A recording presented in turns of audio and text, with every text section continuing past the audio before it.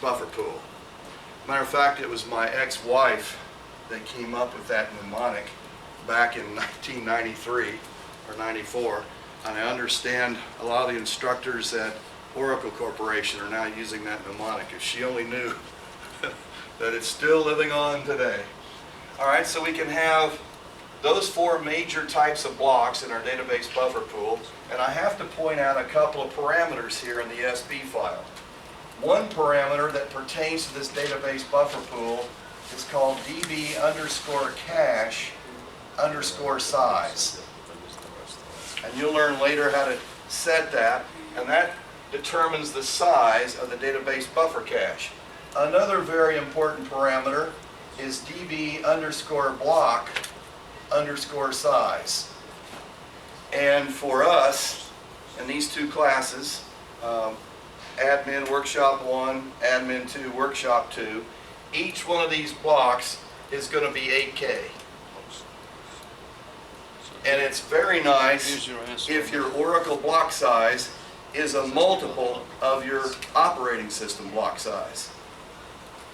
You want your Oracle block size to be a multiple of your operating system block size, if at all possible.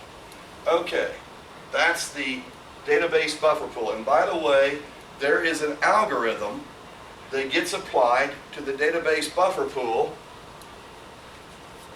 and it's called the LRU algorithm, and that stands for least recently used algorithm. There's a list. Since most of us read and write English, we go from left to right, unless you speak Arabic, read Arabic and speak it. Hebrew, I think they all go right to left. But anyway, this is the most recently used in. So as a block gets touched, the block goes up here, and over time, the block starts drifting over here to the right. And then if we have to make room for new blocks, this process right here will write these blocks to disk. But that algorithm is least recently used. So as it gets touched, the blocks get touched, they're popular, they go over here to the left to the most recently used in, and Oracle's going to keep the popular blocks in memory.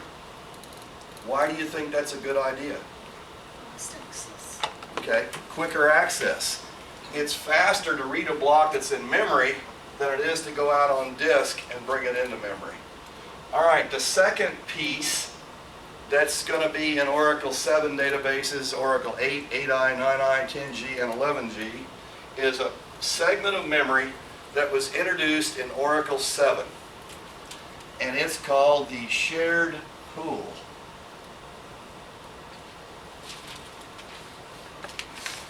And the purpose of the shared pool is to reduce parsing. All right? And there's two major pieces of the shared pool. One piece is called the library cache. Inside of the library cache, you'll have the actual text of the SQL statement or the PL SQL statement. So I'm just going to put SQL statement up here and abbreviate it. Then you're also going to have the compiled version of the SQL statement or the PL SQL statement. That's referred to as meta code, M-E-T-A-C-O-D. I wouldn't know what it was if I saw it walking down the street. And then the third thing that you have in the library cache is the execution plan of how the Oracle Optimizer is going to retrieve the rows, and that if it's a query in a select statement or an update or whatever you're doing. So I'm just going to put the plan. And there is a couple of $V that look at this area in memory, and throughout the course I'm going to write queries for you when I do demos so you can actually see the statements sitting in the shared pool of the SGA. And one of them is $SQL area, and then another one is $SQL. It's like using a video camera and zooming into the SGA, and you can actually see what's sitting there. By the way, one other thing, you can also flush the shared pool. You can also flush the database buffer pool. You'll see the commands to do that later on. The second piece of the shared pool is the dictionary cache. The dictionary cache contains the names of objects that have been touched recently. So some people are writing queries against the employees table. The employees is going to be there. It's a table, the column names, and then your privileges and roles, all your access information, that's stored in the dictionary cache. And by the way, the least recently used algorithm not only gets applied to the database buffer pool, but it also gets applied to the shared pool. And there's a parameter in your SP file that controls the size of the shared pool, and it's shared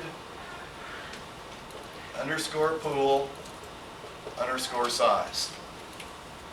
All right, another piece of memory, and again, I can't put all these in here. There's probably, I don't know, 6 to 10 more segments of the SGA that we'll add to this picture later on in these two courses.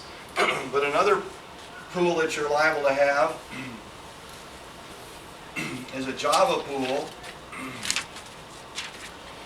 Excuse me, and there's a parameter called Java pool size, and most databases do have these, 9i and 10g, and your Java objects get stored there. There's another pool that is optional, but a lot of customers have it, which is the large pool. And if you're using the RMAN utility to back up, restore, and recover your Oracle database, you'll want to configure a large pool. Also, if you're using the Oracle shared server, which is